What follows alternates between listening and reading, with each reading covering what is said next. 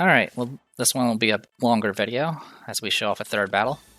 So we got Fuck Ashram, who apparently either hates Ashram or really wanted to use Ashram, but is unfortunately not in the meta, or just really hates, Record of Loaded War. Don't know. I think this banner is if you hit Langrisser in Season 1. So this character definitely knows, this person definitely knows their stuff. Speaking of knowing their stuff, this box. I already, right off the bat, banned Polyol. You can see there's a lot of high mobility. Some AoE, not a lot. I mean, there's some characters that can switch to AoE, so it's kind of flexible in that aspect, but it's mostly a lot of just really heavy hitters and a few assassins. 2 tanks only, and 2 healers, technically. And, yeah, kind of got that going for us. So I banned Polyol, because obviously she's really bad. She does, like I mentioned before, she can provide additional mobility while doing AoE. Also, her 3C AoE buffs herself, such as she doesn't need anyone else to buff her. Her AoE also has a random chance of stunning 1 to 3 targets when she hits everyone. So it's bad all around. They go ahead and get rid of my Sword and Light and Shadow, and immediately take their Sword and Light and Shadow. So at this point, I go ahead and get rid of Jintoki, get rid of their primary assassin. I go ahead and take Lightbringer. They start banning my healers right off the bat, so I have to take a healer. They take Lightbringer, so I was like, okay. I go ahead and get rid of Wedham, get rid of SP Matthew. It was definitely very tempting to go ahead and start banning healers, but I was like, I need to get rid of those two, because I just lost Rose and Seal and Liana. Elma probably could have been done just fine, but I didn't want to risk it. So I take Elma. I think Elma's casting enchants aren't fully done. I need to go check that after this video. Lose some of my holy units, essentially. Just lose some of my strikers, really, and I guess some AoE. They take Ironblood Commander, so they already have a way of buffing mobility. At this point, I get rid of the healers. And I take Ironblood Commander as well. They start banning some of my long range and assassins. They take Tensei Jessica at this point, probably for the teleport and passive healing. I go ahead and get rid of Sherry, get rid of Lucretia. So at this point, they can either take SP Elwen or take another tank that can also negate crits. Again, I did the same thing as I usually do, is I go ahead and take Girl in the Shell, even though I don't have a faction buff for her. But she can be buffed by Strength in here from Lightbringer. And at this point, they go ahead and get rid of Sophia and get rid of Christiane. Probably they don't. The idea here at this point is with these three strikers to essentially bust the tank. So they didn't want to give me a second one. So they take Hilda, which actually kind of surprised me. I'm guessing, well, since they have no healers, they need as many tanks as possible, I guess. So my choices here was either take Silvaria or I can take Marielle. Marielle can be buffed because she's holy. And since my opponent's going to be closing the distance pretty quickly, Silvaria's sniping might not be that effective. So I do take Marielle. Maybe she'll redeem herself this time. So far she's been killed and failed to get a kill. Though she did come pretty close enough to actually allow me to follow up. So, Light of Genesis, nothing too special here. Teleport with all that. Also, the other reason probably to take Hilda is for the faction buff, which does apply to Light of Genesis. Also, I think it applies to Sword and Light and Shadow, which actually surprises me. Ironblood Commander. Yeah, Ironblood Commander also gets... Actually, I don't think she gets buffed by Light of Rebirth anymore.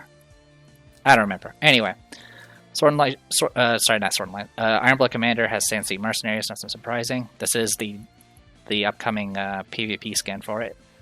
Besides that, it's just all the single targets. Sword and Light Shadow, Steelman Werewolves with all the standard 5 cooldown strikes that kill everything. Hilda, standard kit with faction buff and crystal molders. Lightbringer, Guardian Infantry, and Discipline, and yeah, standard kit with light flow. I did bring Templar Knights.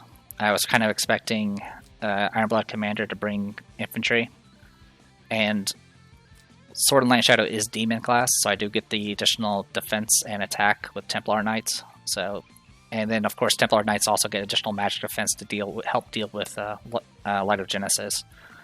So Lehan went with that. Did bring strength in. Nothing new with Marielle. Went with the same troops and same kit. I did swap her Girl in Shell's Dark Reaper for Link Smash, which is essentially it's essentially like a Dark Hole, but I can actually move afterwards. And then Ironblood Commander, same as theirs, just minus the skin. And then for Elma, I brought all of her exclusives. The only thing about bringing her all of her exclusives is she doesn't have very many direct heal options because everything has a cooldown. But her Light Recall does give her a passive heal just from passing actions, which is pretty helpful. Also, I can use it to reposition. Really, the key thing here is her mirrors, which will allow me to not only soak more dispels, but potentially, essentially makes her effectively immune to debuffs, which is really key when Sword and Light and Shadow has the ability to negate self-resing. So, with all that said and done, right off the bat, my opponent's already opening with this. Even gives it to a tank, so the idea here is, of course, this tank can move forward a lot further and keep up with the rest of the units. Sword and Light Shadow can go here, teleport in place, and go 1, 2, 3, and attack to here. So right now, as long as I don't take a single step forward with Marielle, I'm outside of Sword and Light Shadow's attack range. Obviously, teleporting can change that. So go ahead and set up my formation.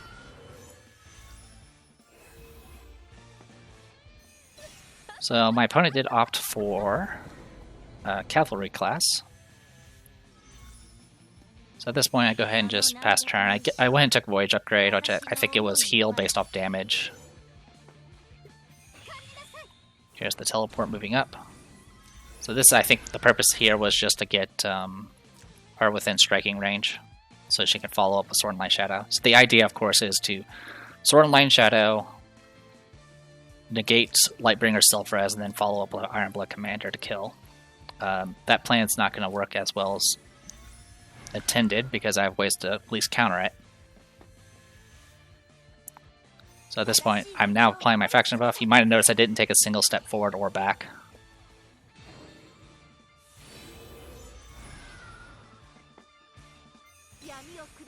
So as you can see, yeah, a lot of guard coverage here. So I go ahead and shift down. I do Light Mirror.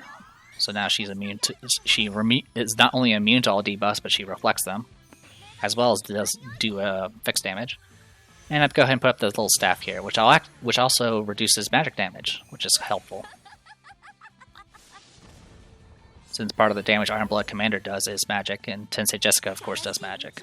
So at this point, I was really tempted to run in and do my AoE immediately, but I wanted to go ahead and maximize my damage, so I did go ahead and opt to do Strengthen first. And my opponent definitely read what I was about to do, because my opponent moves right here. So there's a few reasons to do this. Well, actually, the other reason doesn't really make any sense. It's just me making a mistake, but I'll go into that in a bit. But essentially, moving up here, she can self-res. She has a full stack of Mirror Lights, so she's able to endure a bunch of hits. And meanwhile, the gank squad will be able to get in range, attack start whittling down my tank while staying in tank range. So the mistake I make here is I misread Link Smash. I thought it was kind of similar to Kyura's teleport, but it isn't. It's actually a move. It doesn't really make much of a difference. Oh, actually, yeah, it does make a difference. Because yeah, even if I had moved here, I still can only go to here. So moving here actually blocks her from. Because my original idea was to go here, AoE, and then move into guard range. But with this, I actually couldn't do that. So I ended up just having to move down here and stay within range of the Holy Relic. I moved down here specifically because I want, if anyone's going to kill her, I want it to be Ironblood Commander and not Sword and Light and Shadow. Because then Sword and Light and Shadow will be not only gotten a kill, but it'll also put her right next to somebody. Well, it'll essentially put her right next to a spirit. In any case, I did a bunch of debuffs. There's fixed damage, silence. It does 2 debuffs. This one prevents cannot receive buffs, which that's actually really good. I didn't realize that was that one. Fixed damage, can't use passives, and then this one is extra damage taken and can't heal self. So I do damage upgrade. I think it's the Lucretia one. So yeah, I definitely made it. Probably, you know, it's kind of a mess up here, but it did bait out this. I did proc my accessory, and I just barely get killed and stay alive. So I won the exchange. I could do light recall, which teleports, and get her back into guard range. So it went as good as it can be. Just to check real quick, though. Did she crit?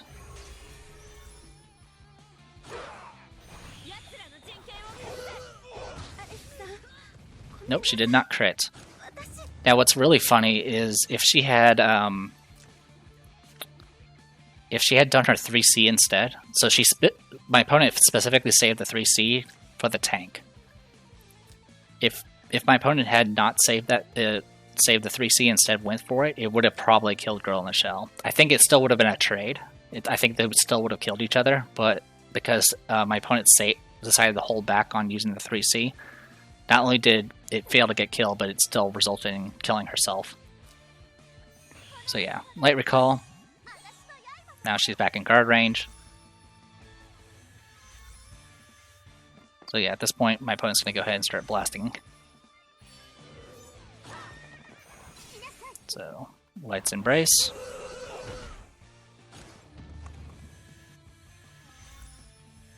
I did get some self-healing from the mirror. It also did some fixed damage, and then she took the fixed damage from the dot that was applied earlier. So at this point, I go ahead and do my 3C to go ahead and dispel a bunch of buffs.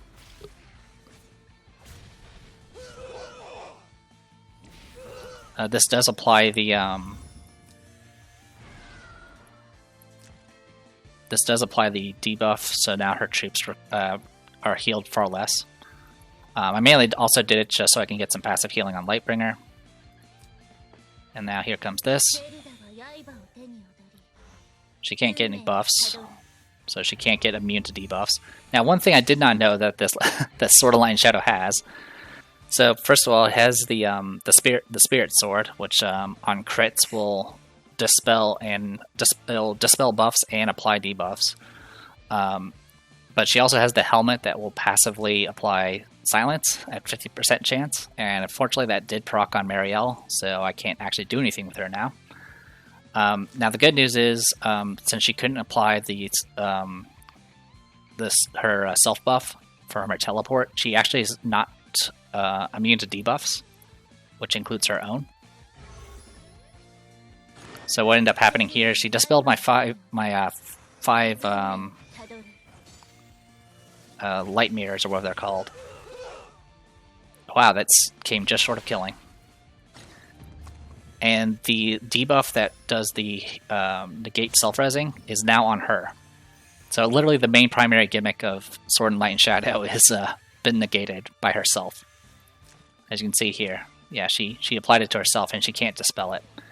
Also, the passive from her 3C hit the Holy Relic, which provided some additional healing. One thing I did immediately check is to see what buffs were remaining, and she does still have still has the guard buff, so we're good to go there, and still have the mirrors. Unfortunately, I can't really do anything with Marielle right now. I think I get an act again still if I do, but since I can't do the 3C, I can't really do anything with it. So I just passed turn to do a little passive healing. Alright. So this time I get hit again.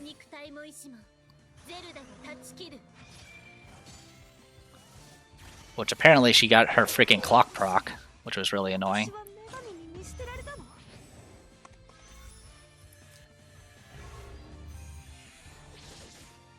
So one thing I'm a little curious about.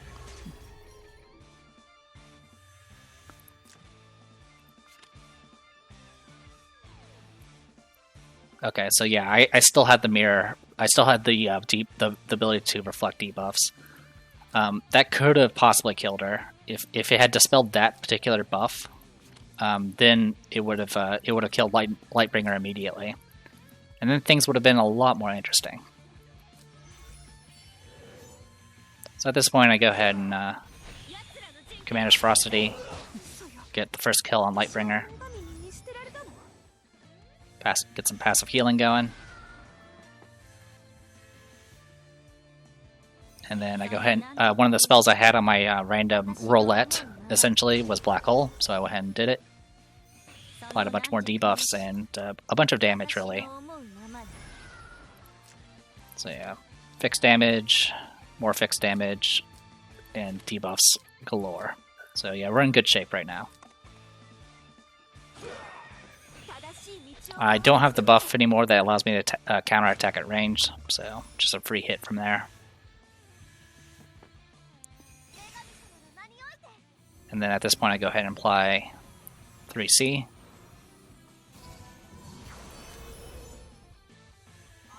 Which I think provides damage reduction? Yeah, it provides damage reduction. And then it gives her the Reflect herself. Alright, Holy Light.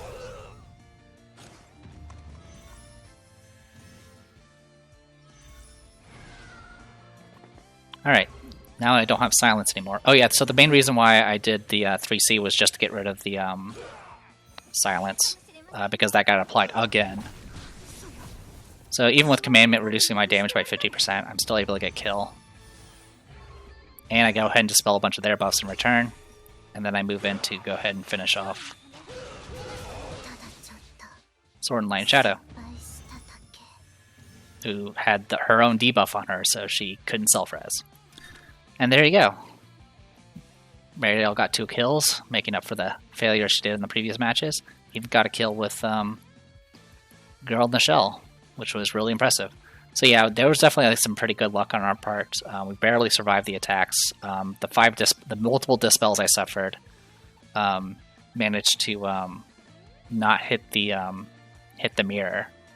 So I was able to stay immune to all debuffs, so I didn't have to worry about this, the Sword and Light and Shadows thing. Now, granted, she also was able to do it twice because of a clock proc, so she had some luck on her end as well. Obviously, my opponent held back not doing her 3C against Girl in the Shell, which probably would have gotten... It would have been a trade at that point, which would have slowed... It definitely would have made things a bit more interesting. But the big thing is my opponent had no real primary healers, so they had some passive healing, but no way of getting rid of debuffs. So I was able to just keep applying debuffs with Girl in the Shell while whittling down the primary tank and giving an opening for Mariel. I would have gotten killed a lot sooner if the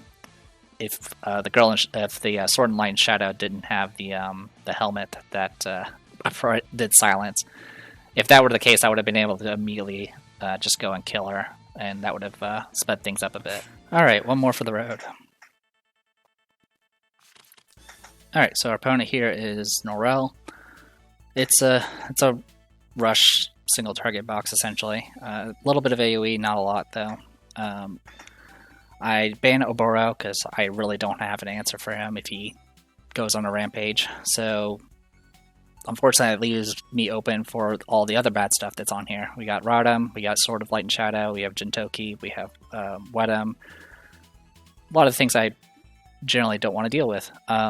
There's a Bozel, but for the most part, it's all about these assassins and tank busters. So they ban my Sword and Light and Shadow. Immediately take theirs. So at this point, I go ahead and get rid of both Rodham and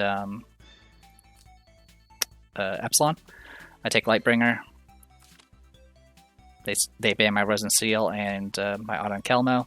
So with this means I'm down to 3 healers, and if I were to pass picking a healer right now, my opponent could opt to go for lots of nasty debuff type characters and ban both Elma and Liana. So I kind of have to pick a healer at this point.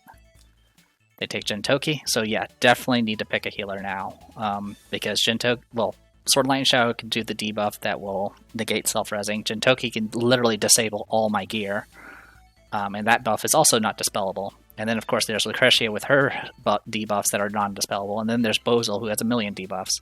So with that in mind, my choices were either Elma, or go Liana. I'm player 2, so Liana as Act Again can actually be very, very useful. So I go ahead and get rid of Iron Blood Commander, get rid of the remaining assassin, take Liana. They go ahead and start taking out more of my my damage. They take Wedem. So yeah, right off the bat, as I mentioned before, I listed all the characters that are just, you know, really nasty and hard and a pain to deal with, and 1, 2, 3 right there. So at this point, I go ahead and ban their healers. They only have 1 tank. Also, the key thing here was Tiaras, because she can also provide mobility as well as attack blessing, which will pretty much make these things be able to one-shot my tank if they couldn't already. At this point, I go ahead and grab Kyura, just in case I do get hit with a bunch of AoEs. Also, I grabbed Kyura because there's a chance that they could take a tank, and I would like to have some way of bypassing guard, because losing the initiative against these 3 that's the game. Like once they start going, either Jintoki with his first strikes and massive amounts of damage, Sword and Light and Shadow with her getting, you know, self-reses from the things she kills, and then Wedem just being there with his stupid sword. I need a way to not only assassinate, but also potentially be able to heal passively if I do get hit with AoEs. So, lose Girl in the Shell, lose Iron Blood Commander. They take Lucretia. So at this point, I have 2 healers, a tank, and then I have Silvaria and Marielle. I don't remember who I took at this point. Both of them can bypass guard. I go ahead and get rid of Bozel and Sherry at this point. I didn't really want to deal with the AoEs. I'm okay with them having a tank at this point, and Elwin's going to be a problem, but he's not he's not the end of the world at this point. Compared to what everything else on the box, it was a hard pick regardless, because Elwin can dispel 5 buffs as well, so they can just kind of one after the other hit Lightbringer until she falls. So I do take Marielle for probably some extra healing and double tapping. Marielle being able to, I think she can probably kill the sword even with commandment up, and then she can do her follow up after it, which is pretty helpful. My opponent got rid of the other tank and got rid of Elma, so no reflecting, and ends up taking SPL1. So I could take another healer, or I can take Silvaria. Now, in a previous video, I mentioned how dangerous Silvaria could be if you're player 2 and you have Liana. Let's see if we can make that. Let's see if we can show that off. So good news is Elwin can only buff himself. In fact, as far as buffs are concerned, the only buffs that are semi-available is Wedem with his sword, which I think affects anyone that's dark. Jintoki doesn't have any buffs, I don't believe, but he doesn't really need them. His stupid Soul of the Samurai will make him deadly enough as is. And Sword of Light and Shadow can buff herself with her Lightning Slash. So overall, it's not a huge deal. And then Lucretia here, I think she's mostly focused on just doing debuffs and just additional attack support, really. Alright. With that, nothing new here with Silvaria, standard kit, so I got Marielle here. I did go ahead and go with Templar Knights because Jintoki is infantry. And then Kyura, I kind of mentioned a while back that the way I have Kyura set up now is she's mostly focused on being kind of just a supporty assassin. So instead of taking all of her attacks, I do take Gossipal. And then Liana here brought her 3C and Act Again. And then I do have Strengthen just in case I need to do a buff off the other ones. So I spent a lot of time on these.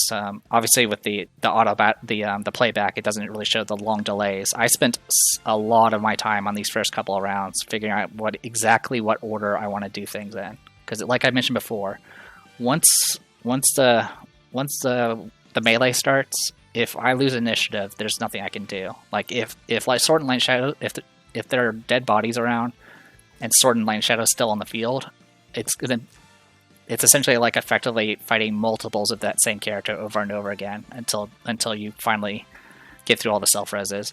Jintoki, once someone dies, he's going to get an Act Again, he's going to get super buffed, and he's going to always have first strike, which means even characters like Marielle, who can actually do quite a bit of damage,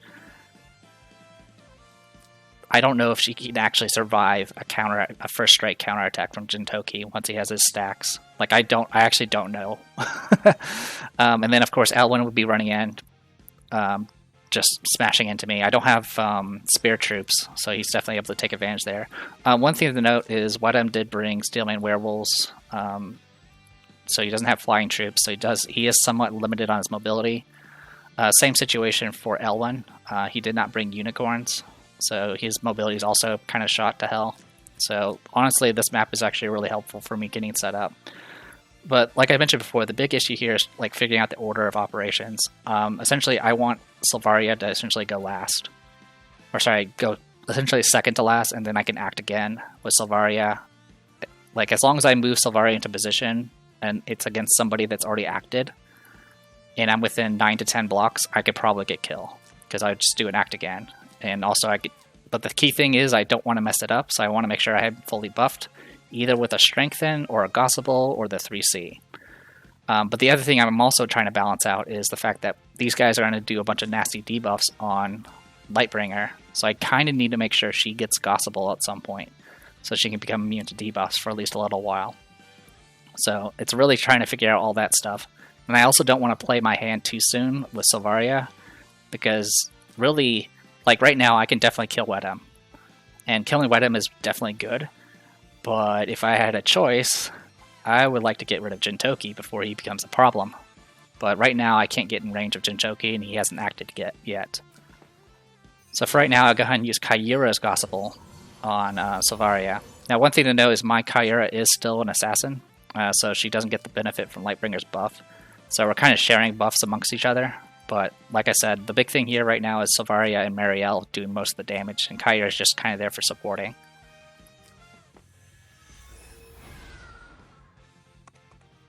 So at this point, I kind of made a decision. Like, the main thing I had to be careful about is I need to make sure everyone stays within guard range just in case something goes wrong. So I believe at this point, I could have moved into position maybe to snipe Sword and Light and Shadow, which would have had some interesting effects, because she would have lost a bunch of mobility and attack. But if someone else happened to get kill, then she would just teleport there and get her spirit back. But yeah, if I had moved like maybe here, I could have gone 1, 2, 3, 4, 5, 6, 7, 8, 9. So I could have hit any of these targets, but both of these two can self-res. I could have also killed the pet, but that's kind of wasteful. And then, of course, the other thing to note is the moment I get kill, Jintoki is going to get all of his stacks. He's going to get his first strike, and he's also more than likely got Mimir's hammer, which means he's going to get that buff as well. So at this point, I went ahead and opted for the sure thing, which was to kill Wedem. He has no buffs right now, and he does have he doesn't have anything that negates fixed damage. He is in cargo terrain, which does 15% extra defense, but with 579 defense, I don't think it's going to be that big of an issue. So yeah, he's stayed out just out of range. So act again.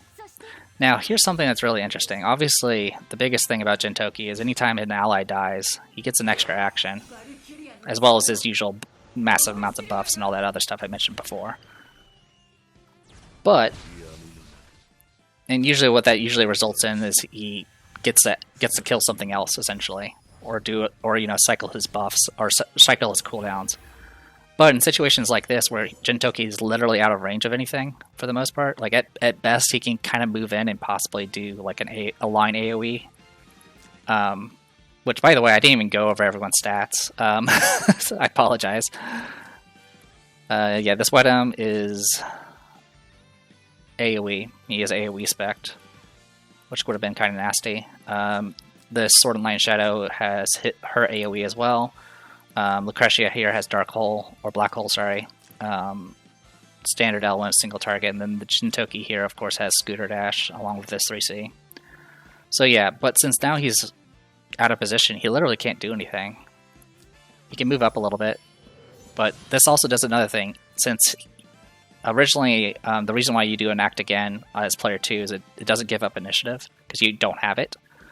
But in this situation, me doing act again and getting a kill and forcing Jintoki to take an action actually forced my opponent to lose initiative. So now I go first. So I go ahead and use this opportunity to go ahead and put up 3C on Lightbringer, so now she's immune to debuffs.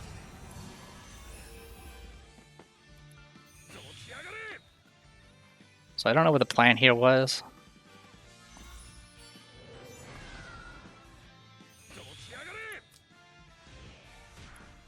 Yeah.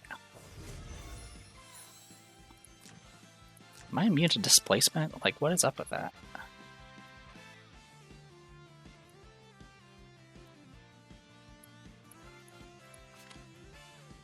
I'm like, I don't know what's keeping her from being pushed, is the thing. Yeah, I don't know what made it so she can't be pushed. I really don't. Well, anyway. Yeah, I don't really know what the point of the sugar intake was.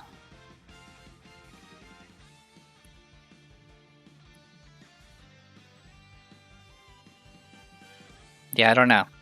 He was already in position, so I think he did sugar intake hoping he can get in range, but he couldn't.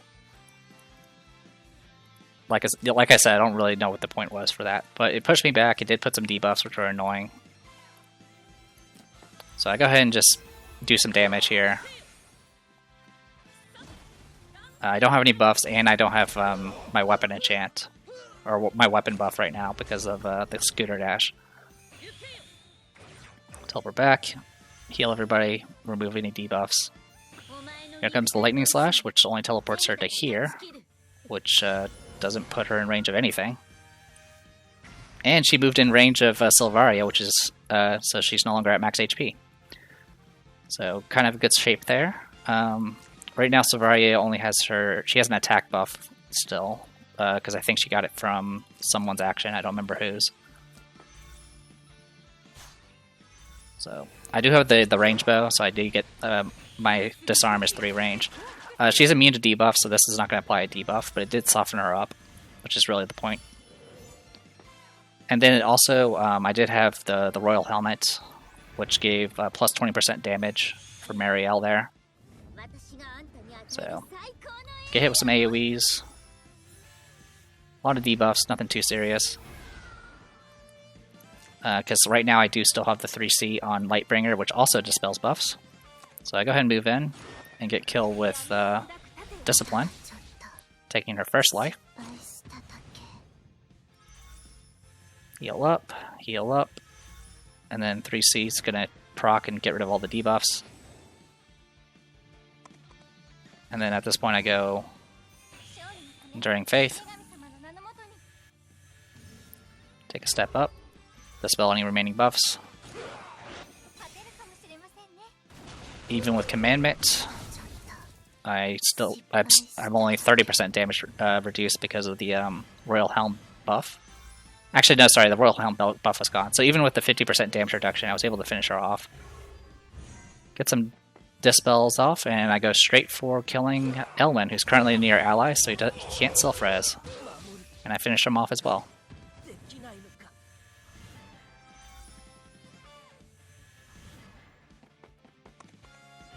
At this point, he moves in, does 3C. He had attack last round, so he doesn't get the he doesn't get the additional AoE.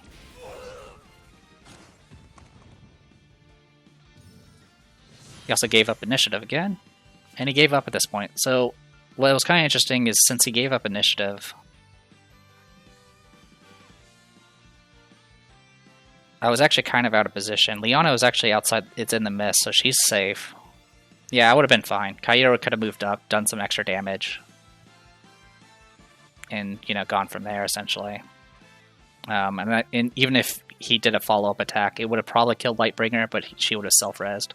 But yeah, a really, really awesome fight. I was really happy about how that played out. I'm assuming my opponent was very frustrated. I was also very nervous because I was at 1599 on that match, so that got me the points necessary to get to Gold 3. So now I have all the season rewards. So I've got the Troop skin, and of course I have the Imelda skin. But yeah, I'm liking how this box is playing out, which is great. It's going to get hopefully better in the upcoming week. I'm going to be getting, I can't remember her name. I think it's like Grunhild or something like that. She's a flyer that can pseudo physical tank. Has the ability to negate guard without relying on debuffs.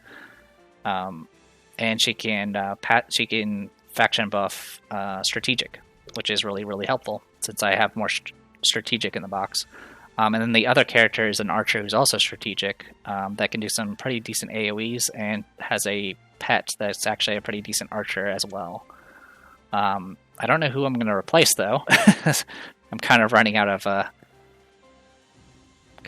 spots to replace people, unfortunately. So I'm not exactly sure who I'll swap in, but I'll figure that out later. In any case, I am Theater Prestido. This was Langrisser Mobile Apex Season 13. See you guys later.